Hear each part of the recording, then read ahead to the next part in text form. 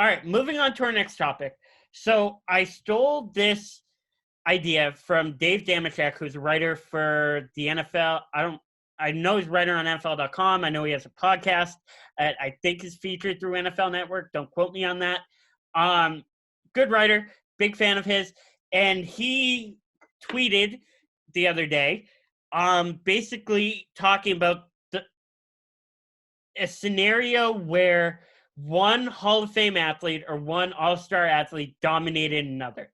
And he gave a bunch of examples that I'm not going to give because I don't want to infringe on if any of you are going to use them. I'm going to go first because I've told you mine like 6 times already.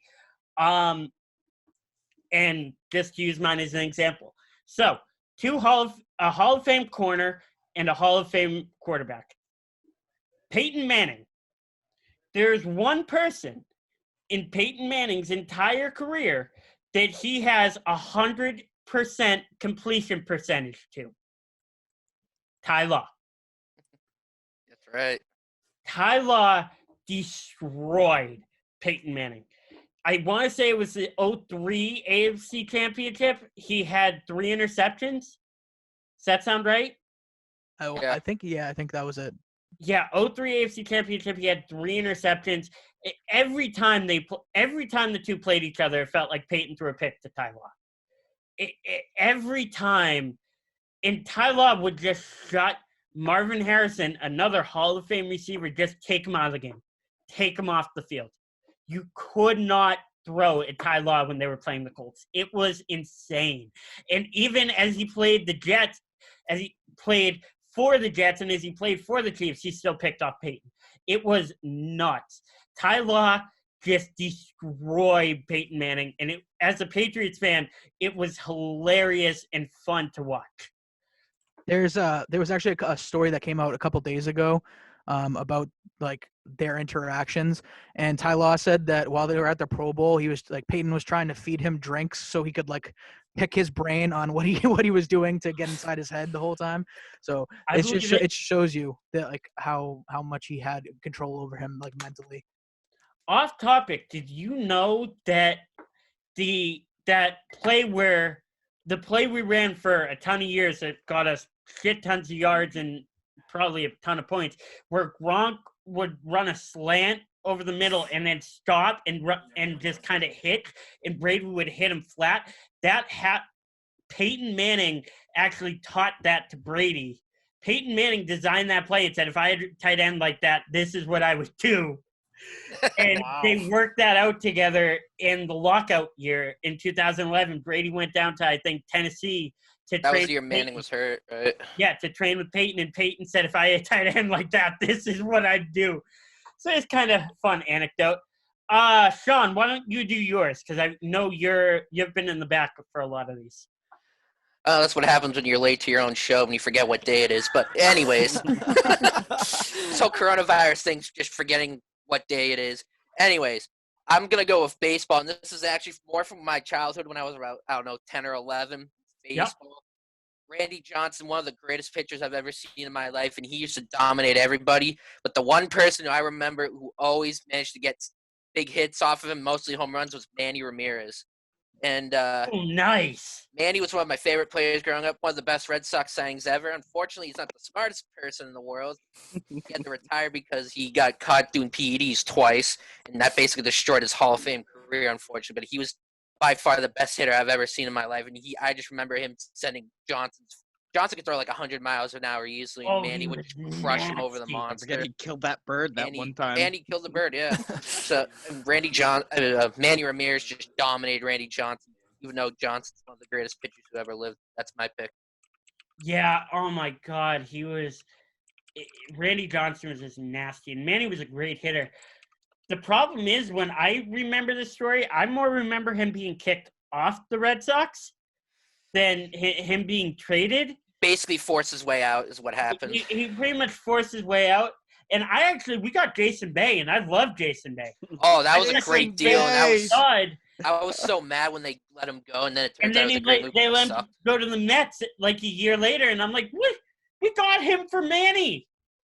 I have a Jason Bay Mets shirt. I got it when I went to a Mets game because it was on discount because he was not good with the Mets.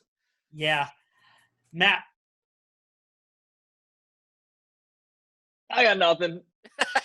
Really not my expertise here. I can help Matt out. So for a rivalry, I'm a hockey guy.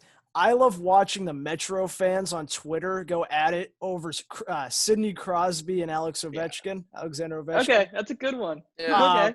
So, like, it's hard to compare those two because Ovechkin is arguably the greatest goal scorer of our generation. He's just absolutely filthy in his little corner, sinking one-timers from Oshie. And watching Crosby play, like, you can look at the stats. Crosby has, like, 800 assists or something like that, and Ovechkin has, like, 500. So they're both very different players. Like, I think of Ovechkin as an elite goal scorer. I think of Crosby as a really good playmaker.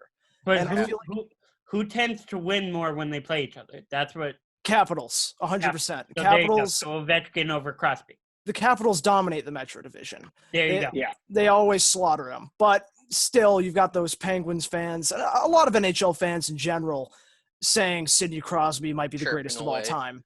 And I don't know. I feel like it's really one-sided. I think it's always been Ovechkin, especially after this season. Crosby's a great player, but Ovechkin's better.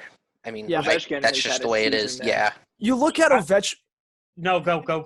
You look at Ovechkin's ice awareness, and he's always in the right spot at the right time. He's always setting up for another shot, and he's always sinking them past any goaltender. It doesn't matter. It doesn't matter who you're going up against. That's why I'm happy I have you two on, because I don't know hockey at all. Dude, I think you would love hockey. It's so physical. It's so fun. Such a good sport. Oh, I love watching hockey ice hockey hits online, like just people getting crushed. It's awesome. It's definitely changed, but it's so good. It's so good. Hockey is my favorite thing to broadcast. College hockey. Oh, yeah, true. You film it. Yeah. Favorite job in the world is doing anything for a Harvard hockey game. Oh, my God. It's so much fun. That's awesome. The team didn't do, I think, as well as I think everybody expected this past year. But, oh, my God. Every time I meet them, super nice guys. Coach Ted Donato, who actually Ryan Donato played for the Bruins. His father, Ted Donato, played for the Bruins. Ted Donato, the head coach of Harvard, talked to him a couple times. Super great guy.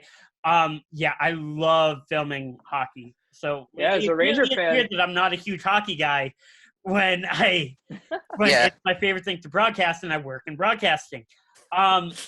I live right down the street from Bentley, and going to college hockey games is just a blast. That's awesome. Mike, what about you? One athlete that dominated another. All right, I got two quick ones, and I'm actually gonna go baseball for both of them. That's fine. Two Hall of Famers, Tony Gwynn, John Smoltz. If you just go on Twitter, I just want everybody to do this. Just go on Twitter and just type in Tony Gwynn stats, and you'll just find just the greatest. He was one of the best, if not the best hitter of all time. Yeah. Tony Gwynn faced off John Smoltz 75 times. If you think about it, you probably face a guy 2 to 3 times a game.